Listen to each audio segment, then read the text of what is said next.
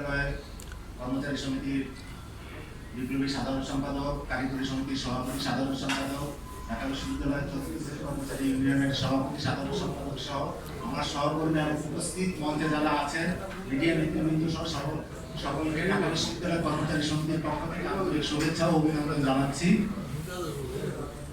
আসলে আমরা এখন এমন একটা জায়গায় দাঁড়িয়ে আছি যেটা এখন আর আন্দোলন করার সুযোগ আছে বলে মনে হয় না। যদি আমরা আন্দোলন করতে হয় সেটা আমাদের একটা সুন্দর প্ল্যাটফর্ম তৈরি করে আন্দোলন করতে হবে। দেশ সুন্দরভাবে এগিয়ে যাচ্ছে, এটা আমরাও জানি।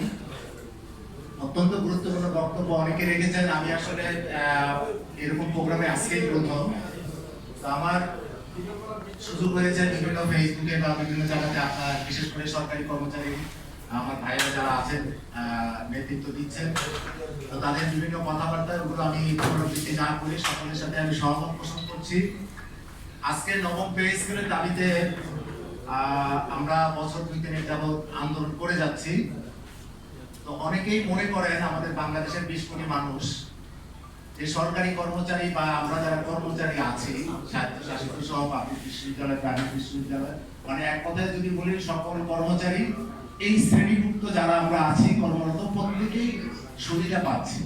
সেই আলোকে আপনি খেয়াল করে দেখবেন ইতিমধ্যেই এখনো পে স্কেলে আমার মনে হয় না, এবং বাংলাদেশে আমরা এমন একটা জায়গায় বসবাস করি, আমি ব্যক্তি সরকার মোর্শেদ এখানে কি বলছি ফেসবুকে এটাকে আবার অন্যরকম ভাবে এমন ভাবে উপস্থাপন করবে যেটা মনে করেন আপনারা যারা আছেন বা মিডিয়া বা পুরো বাংলাদেশ ব্যাপী এটাকে অন্যভাবে উপস্থাপন করার একটা বহুল প্রচলিত যন্ত্র এখন আমাদের মাঝে কিন্তু চলে আসছে, যেটা আপনারা সবাই ভালো মতো জানেন।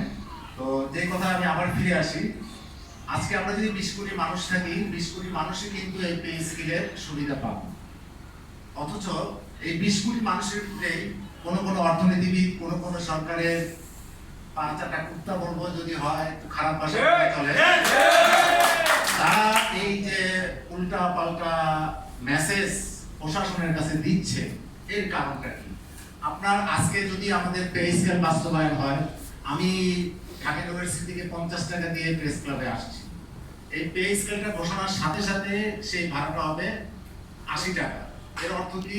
একজন দিনমজুর রিকশাওয়ালা পে স্কেলে সুবিধা পাবে। আমি আজকে যেই জামা কাপড় 500 টাকা দিয়ে কিনছি সেটার সাথে সাথে 700 টাকা হয়ে যাবে। আমি যেই বাজার যা করছি, মোট কথা প্রত্যেকটা জায়গাতে প্রত্যেকটা শ্রেণী এই পে স্কেলের সুবিধা পাচ্ছে। তাহলে আমার প্রশ্ন হচ্ছে, আপনারা যদি নিজেদের সুবিধাও পাচ্ছেন, নিজেদের বাড়ি ভাড়াও বাড়াচ্ছেন, সবকিছু করছেন, তাহলে আপনারা কেন এই পে স্কেলে নিয়ে সরকারকে উল্টাপাল্টা কথা বলেন? এখন খেয়াল করে দেখেন, আমরা যারা বাড়ি ভাড়া বাসায় থাকি তাদেরও বাড়ি ভাড়া বাড়বে। মানে এক কথায় বলতে গেলে সবকিছু কিন্তু বেড়েই চলেছে। তো আমরা আশা করব সরকারের কাছে, সরকার বিভিন্ন ফ্যামিলি কার্ড আরো অনেক রকমের উন্নয়নমূলক কাজ, এবং এর মধ্যে অন্যতম প্রধান কাজ যেটা আমার কাছে মনে হয়েছে, শহীদ প্রেসিডেন্ট জিয়াউর রহমান আমাদের যেই ধারাতে বাংলাদেশ চালিয়েছিলেন, এবং কৃষির যে বিষয়টা, এটা আসলে আমার বলা উচিত না, আমি ন্যাশনাল পলিটিক্স করি না, তারপরেও একজন বাংলাদেশের সচেতন নাগরিক হিসেবে একটা দেশের খাদ্য মজুদ কিন্তু অত্যন্ত গুরুত্বপূর্ণ। সেই জায়গাতে কিন্তু আমাদের মাননীয় প্রধানমন্ত্রী জনাব তারেক রহমান কিন্তু সেই খাল খনন থেকে শুরু করে অত্যন্ত সুন্দর মতো দেশটা চালানোর চেষ্টা করে যাচ্ছে। আমাদের প্রত্যেকেরই উচিত সেই জায়গায় সহযোগিতা করা, এবং আমরা যারা চাকরিজীবী আছি অবশ্যই আমরা সেই জায়গাতে সহযোগিতা করব। তবে আমাদের পেটে ভাত নাই। মাননীয় প্রধানমন্ত্রী, আপনার কাছে আমাদের সকল কর্মচারীর পক্ষ থেকে বিনীত অনুরোধ থাকবে, আমাদের দিকে তাকিয়ে আমরা যাতে সুন্দর মতো জীবনযাপন করতে পারি, এবং যেই পে স্কেলগুলো আমাদের যে দাবিগুলো দেওয়া আছে সেগুলো যাতে সুন্দর মতো আপনি দেখে বুঝে করবেন, সেই প্রত্যাশা রাখি। এবং সেই সাথে আমি আরেকটু অনুরোধ করব, আমি শুরুতেই বলেছি যে আপনাদের এই জায়গাতে আমি আজকেই প্রথম, আমার একটা দাবি থাকবে সরকারের কাছে, অত্যন্ত 3টা দাবি। প্রথমত হচ্ছে, আমরা যে সুবিধাগুলো পাচ্ছি কোনোভাবে এটা কর্তন করা যাবে না। এটা হচ্ছে 1 নম্বর।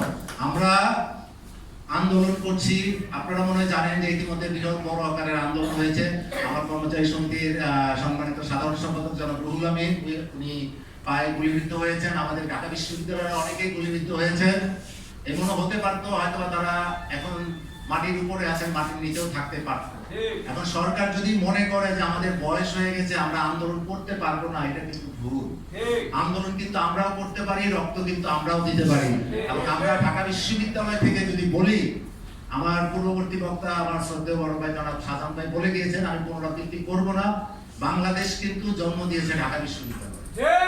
ঢাকা বিশ্ববিদ্যালয় যদি কোঅপারেশন না করতো, প্রতিটা আন্দোলন, সেই আপনার 52 ভাষা আন্দোলন বলেন, ব্রিটিশের শাসন আমল থেকে শুরু করে প্রত্যেকটা জায়গায় প্রত্যেকটা সেক্টর, এবং ইভেন আজকে এই যে সরকার, এই যে আজকে আমরা বিভিন্নভাবে মুক্তভাবে আলোচনা করছি, কথাবার্তা বলছি, যে ব্যক্তি স্বাধীনতা বা স্বাধীনতা যে আমরা ফিরে পেয়েছি, এই প্রত্যেকটা জায়গার সূতিকাগার হচ্ছে এই ঢাকা বিশ্ববিদ্যালয়।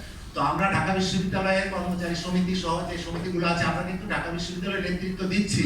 এবং আমি সরকারকে হুঁশিয়ারি করে বলবো, 11 তারিখ এর ভিতরে যদি এই স্কেলের সমস্ত গেজেট প্রকাশ না করেন, আমরা ঢাকা বিশ্ববিদ্যালয়ে বসে থাকবো না। সেই সাথে আমরা এতদিন হয়তো বা মুখে বলেছি, ফেসবুকে বলেছি, লিখেছি, সেটা হয়তো কার্যকলাপ আমরা করি নাই। আমরা দীর্ঘ কয়েক বছর যাবত অপেক্ষা করছি। আমার ভাইয়েরা রাস্তায় আন্দোলন করবে, আমার ভাইয়েরা গুলিবিদ্ধ হবে, আমার ভাইয়েরা সংবাদ সম্মেলন করবে, মৌন মিছিল করবে, করেই যাচ্ছে। কিন্তু কোন রকমের বেনিফিট বা কোন রকমের ফায়দা বা কোন রকমের দৃষ্টিগোচর সরকারের কাছে আছে কিনা আমি জানি না।